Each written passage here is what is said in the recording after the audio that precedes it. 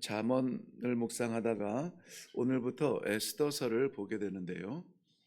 에스더서 제1장 1절에서 9절까지 말씀입니다.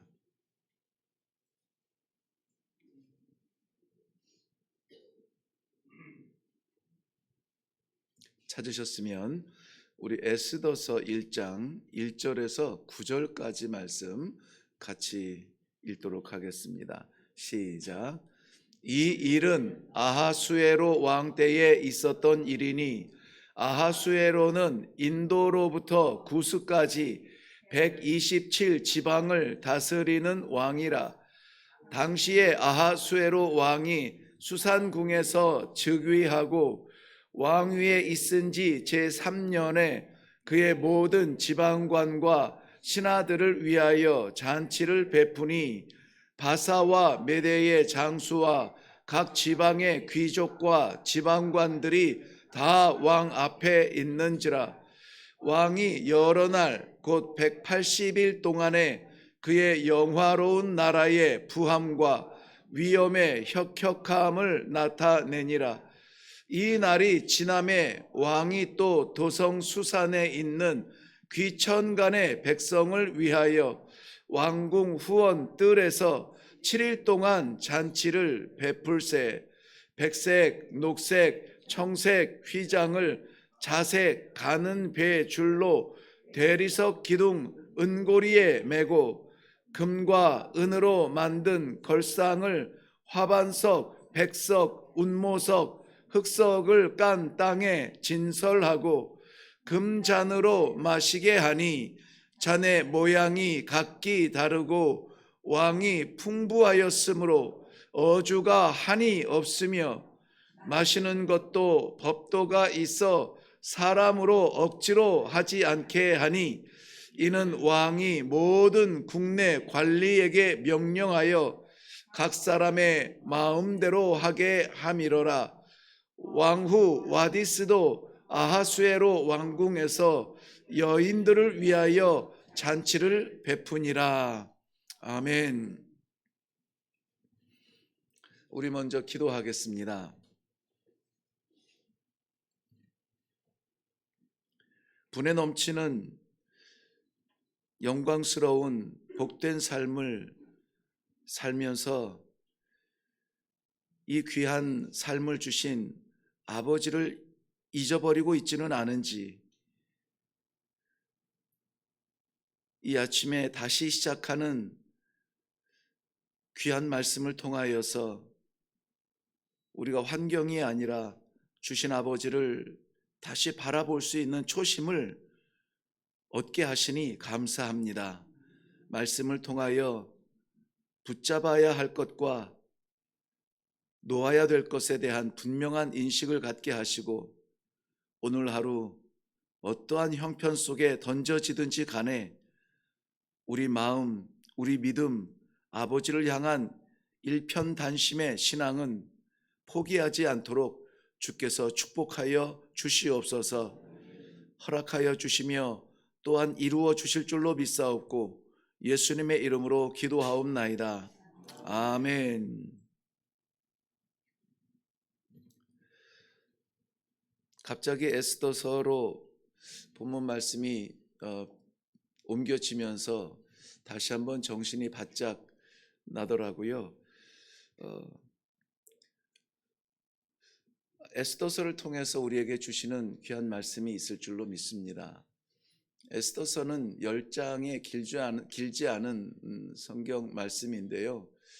공교롭게도 에스더서에는 여호와 하나님에 대한 이름이 나오지 않습니다. 그래서 이것을 그냥 역사책의 한 일부분으로 이 정경에 이것을 넣는 것이 옳은가 하는 그러한 논란들이 계속 있었음에도 불구하고 이렇게 귀한 하나님의 역사는 그 안에 하나님의 역사, 그러니까 이 역사는 능력이죠. 그 능력이 섭리하심과 구원의 능력이 우리의 역사, 그러니까 세월 시간 속에 숫자 속에 살아가는 그 역사 속에서 반드시 나타난다라고 하는 그러한 귀한 중요한 말씀이 메시지가 담겨져 있습니다.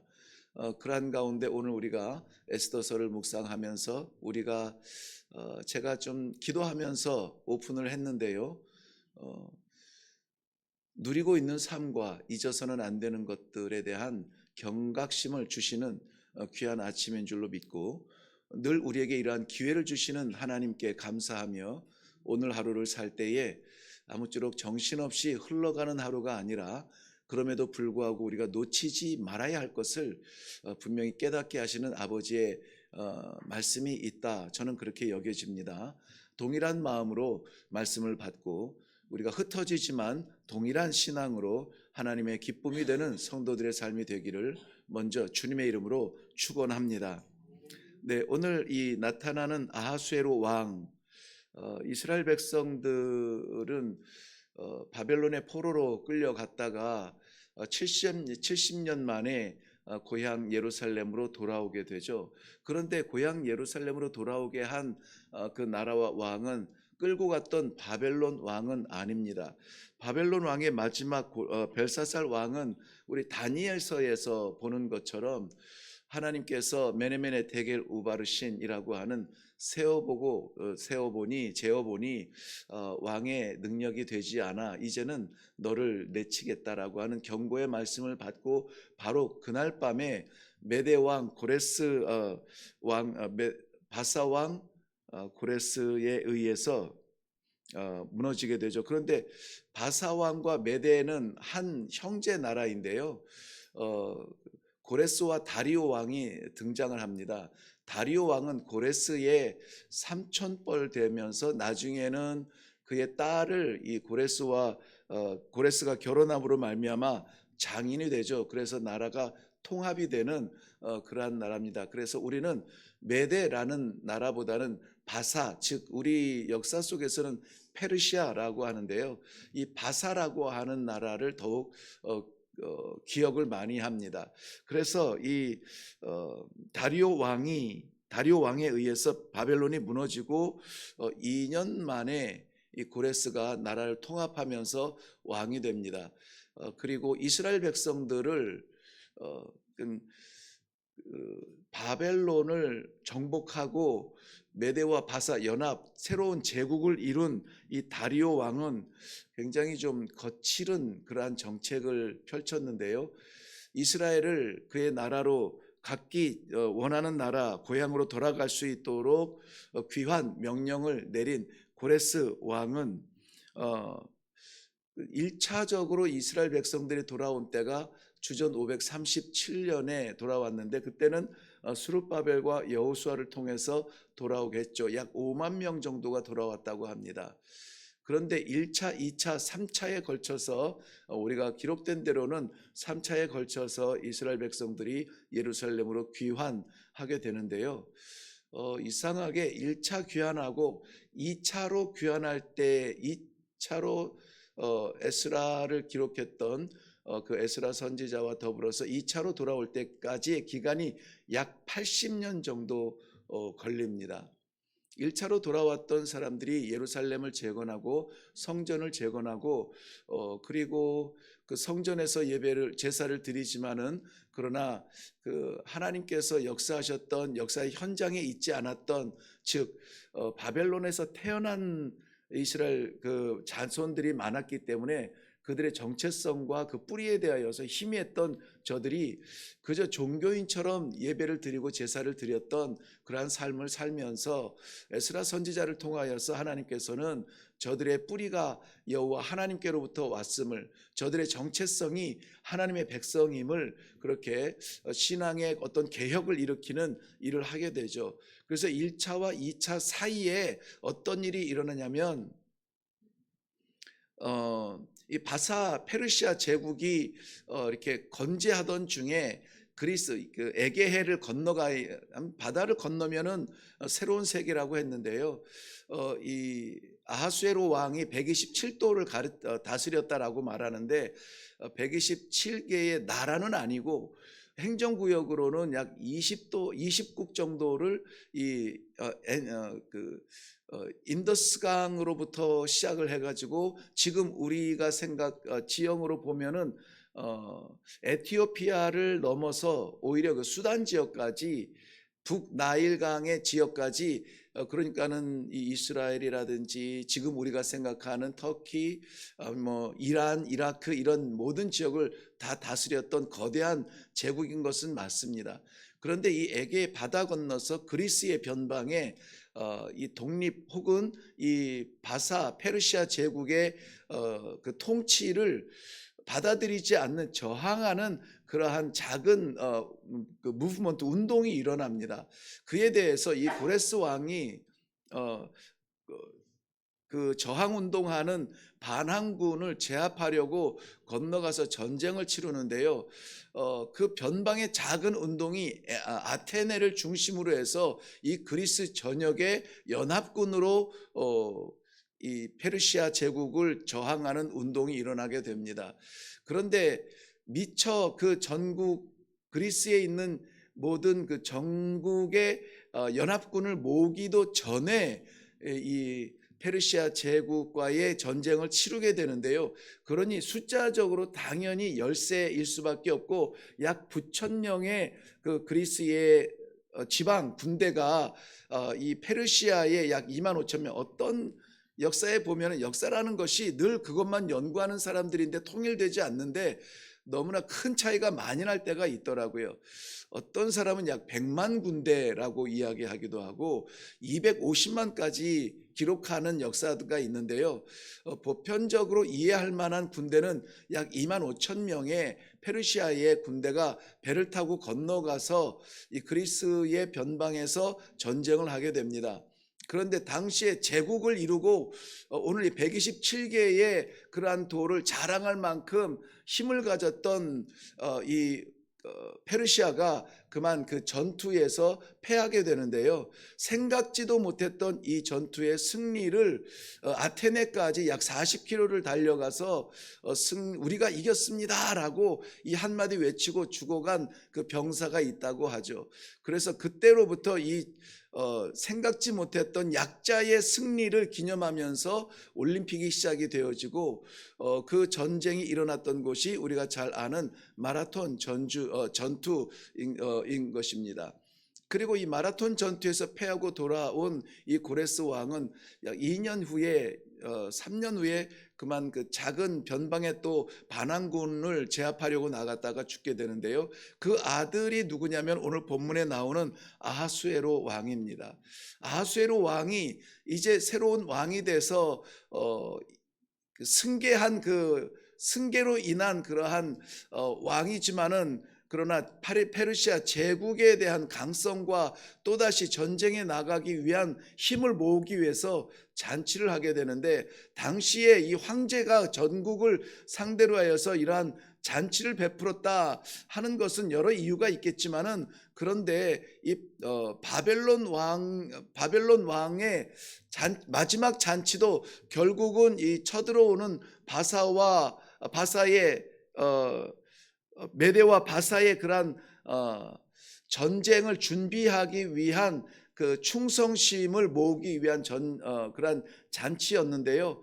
이 아하수에르 왕도 다시 전국적으로 그 다스리던 왕들과 관리들을 모아서 잔치를 베푸는데, 이것은 어마어마한 큰 전투가 앞에 있음을 예시하는 그러한 잔치가 되겠습니다. 그래서 약 180일 동안 6개월 되는 그 기간 동안에 잔치를 했다고 하는데, 6개월 모든 날 동안 잔치했다는 것은 아니고 아마 돌아가면서 하지 않았을까 싶은데요. 이러한 잔치를 하면서 결국은 제국에 속해 있는 이 변방의 127개 도에 이르는 그러한 제왕들과 그러한 군사들의 충성심을 불러일으키기 위해서 우리가 이만한 큰 나라이다, 내가 너희를 다스리는 왕이다 라고 하는 것을 보여주는 그러한 잔치가 아니었겠는가, 그렇게 우리는 이해하고 있습니다. 오늘 1장 1절에서 9절까지만 해도 잔치가 세 번의 잔치, 세 종류의 잔치가 나오는데요. 먼저 첫 번째 잔치가 1절에서 4절까지의 왕의 잔치입니다.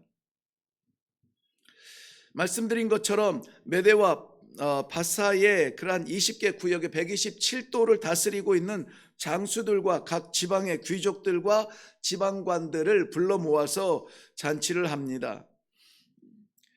그만큼 모였을 때에는 정말 우리나라가 이렇게 크구나, 이렇게 대단하구나. 뭐 인더스강 변방에서부터 아프리카에 이르는 모든 그러한 족속들이 모였을 테니까 다양한 사람들이 있을 것이고, 그러한 가운데에서 우뚝 선 왕의 위엄을 바라보면서 그들은 충성을 다짐할 수밖에 없는 그러한 잔치였을 것입니다. 그리고 또 하나의 잔치가 벌어지는데요. 5절에서 8절까지의 왕의 잔치가 다시 일어나는데, 이때의 대상은 각도를 다스리던 그러한 장수들과 귀족들이 아니라 모든 백성들을 위하여 잔치를 베풀었다라고 말합니다. 모든 백성들은 이 계급적으로 이 귀족들과는 좀 차이가 있겠죠. 평범한 삶을 살던 사람들이 왕이 베푸는 그러한 잔치에 참여하게 됩니다. 7일 동안의 이 잔치에서 저들이 경험한 것은 왕궁의 화려함과 왕의 위대함이었습니다. 보면은 쉽게 가질 수 없는, 쉽게 얻을 수 없는 백색, 농색, 녹색, 청색 휘장을 은고리에 걸어서, 그러한 기둥마다 걸어서 하늘을 가려 대낮에도 잔치할 수 있을 만큼 그러한 화려함의 잔치였습니다. 바닥은 화반석과 백석과 운모석과 흑석으로 깔아서 저들이 밟고 살던 포장되지 않은 흙 땅에서 살았겠죠. 전혀 다른 세계를 경험하게 됩니다. 의자는 금과 은으로 된 의자에 앉아서 백성들이 술을 마실 수 있을 정도였다 하니, 그 화려함은 아마 극치를 달하는 그런 화려함이었을 것입니다. 저들에게 어주, 즉 왕이 하사한 술은 끊임이 없었고, 그 술은 금잔에 마셨다라고 말하고 있습니다. 이것을 보면서 역시 우리의 왕은 하늘 아래 이렇게 강력한 왕은 없을 것이다. 이 왕을 따라가면은 우리는 이러한 평안을 누릴 수 있을 것이다. 화려함을 얻을 수 있을 것이다 라고 하는 백성들의 마음을 얻고자 하는 그러한 잔치였을 것입니다. 세 번째 잔치는 9절 말씀의 마지막에 나오는 왕후 와디스의 잔치입니다. 그 대상은 앞에서 군주나 장수나 귀족이나 지방관들에 끼지 못했던, 그리고 왕의 잔치에 참여하지 못했던 여인들을 위한 잔치였습니다. 그 잔치는 아하수에로 왕궁에서 이루어졌다 합니다. 우리가 솔로몬의 그 도성을 솔로몬의 시대의 영화를 말하는데요. 물리적으로 보면은 이 수산성의 그러한 화려함이 이 솔로몬의 그러한 시대의 화려함에 비교할 수 없이 화려했다라고 그렇게 역사가들은 이야기합니다. 이 모든 세 번의 잔치를 통해서 저는 이 한 단어가 생각이 나더라고요. 과시. 화려함 앞에 굴복할 수밖에 없는 인간의 연약함들, 자신을 키우지도, 자신을 가르치지도, 자신을 세우지도 못했지만은, 그러나 이렇게 큰 나라를 다스리는 왕이면은 분명히 대단한 사람일 거다. 함부로 대해서는 안 될 것이다. 충성을 다하는 것이 살 길이다. 120도에서 한 명의 귀족들, 한 명의 장수들만 참석해도 127명의 장수들이 허리를 굽히는 그러한 제왕 앞에서 누구도 나는 나름대로 다스리겠다, 거기에서 고개를 들 사람은 아무도 없을 것입니다. 이러한 극치의 화려함 속에서 베풀어주는 그 왕 앞에서 나는 흙으로 돌아가리라 말할 수 있었던 그러한 사람도 쉽지 않았을 것입니다. 아무도 돌아보지 아니하는 여인들을 품어서 잔치해주는 그 따뜻한 왕후의 마음을 배신할 여인도 없을 것입니다. 우리는 무엇을 과시하고 싶은가요? 이 말씀을 묵상하면서 두렵고 떨리는 마음이, 하나님의 말씀이 오늘 이 시대에도 전혀 오해 없이 우리가 받을 수 있는 것은, 우리도 화려함 앞에 굴종하고 성공 앞에 우리의 믿음을 내려놓고 당장에 나에게 이익이 되고 유익이 되는 것을 위하여서 하나님과의 언약은 쉽게 잊어버리는, 세상이 베푸는 이러한 물질주의의, 물질 만능주의의 잔치 앞에서 우리는 머리를 조아리고 살지는 않은가? 내가 의지할 것이 세상인 것처럼, 내가 의지할 것이 내 통장에 잔고인 것처럼, 내가 의지하는 것이 내가 평생 쌓아온 나의 명예인 것처럼 거기에 머리를 조아리며 사는 성도는 아닌가? 어리석은 것 같은 이러한 1장 1절에서 9절까지의 말씀을 보면서 이 잔치가 와 대단하다, 저도 그랬습니다. 어떻게 1년 365일 가운데 그 절반 180일 동안 전국에 이러한 잔치를 베풀 수가 있을까? 대단하다. 거기에 그 잔치의 왕좌에 앉아있는 아하수에로를 보면서 충성하지 않을 사람이 어디 있겠는가? 라고 생각을 하게 되더라고요. 금, 은 의자에 앉아서 금잔에 어주를 부어주는데 그 앞에 조아리지 않을 사람이 어디 있겠는가라는 세상의 질서 판단으로 생각하게 되는 제 자신을 보면서, 그럼에도 우리는 오늘 하나님을 놓지 아니하고 어떠한 화려함과 어떠한 권세 앞에서도 오직 살아계신 하나님 아버지를 내가 믿습니다, 하나님 아버지를 의지합니다, 하나님을 내가 왕이라 선포합니다 라고 살아갈 수 있는 성도가 과연 몇이나 있겠는가? 가정에, 인생에, 우리가 하는 일에, 사업에 잔바람만 불어도 아이고 이거 어떡하지 이 사람 저 사람 쫓아다니면서 살 길을 구하는 그러한 연약한 모습이 우리에게는 없겠는가? 이러한 잔치에 동참하는 것을 계급 얻은 것인 마냥 우리도 휘청거리면서 그 잔치에서 술잔을 기울이지는 않겠는가?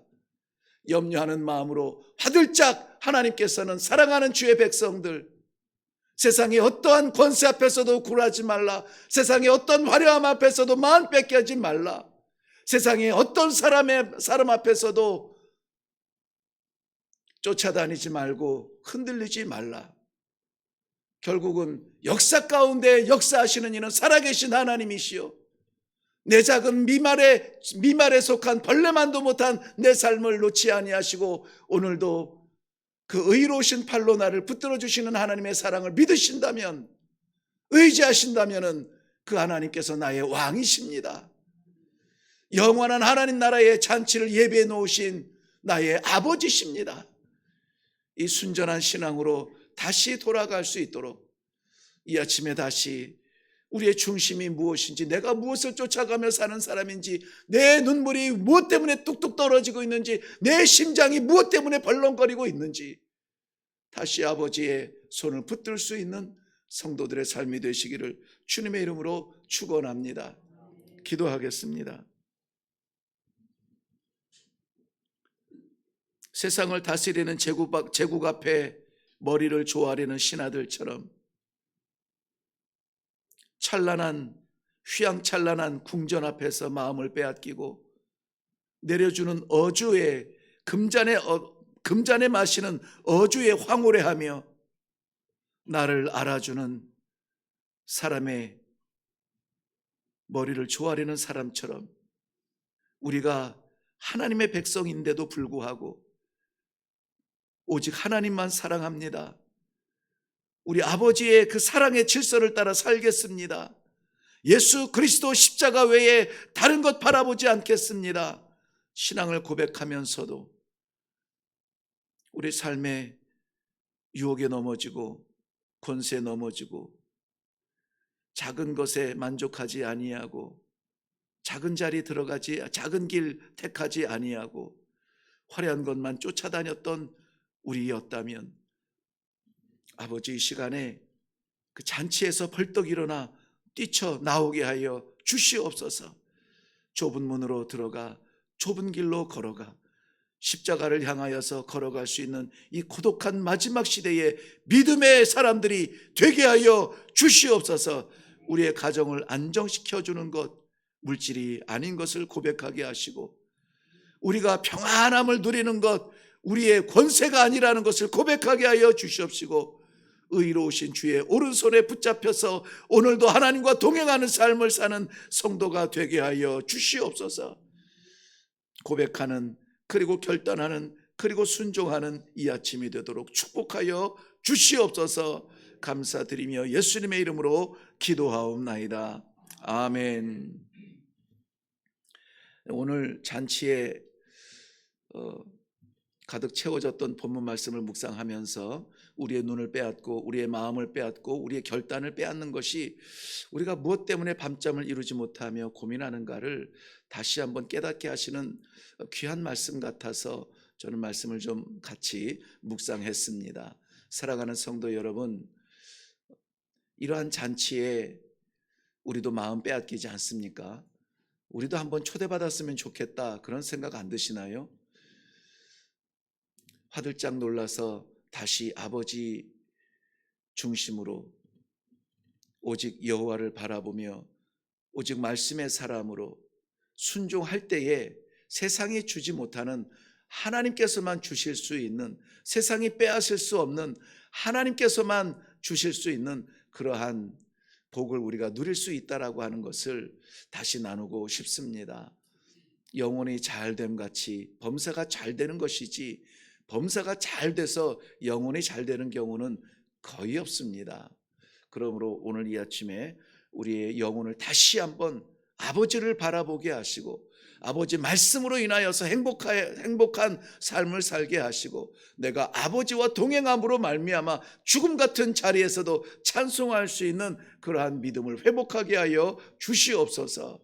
다 같이 기도하면서 결단하면서 신앙의 걸음을 내디딜 수 있도록 이 아침에 다시 우리 기도하며 가겠습니다. 우리 다 같이 기도하겠습니다.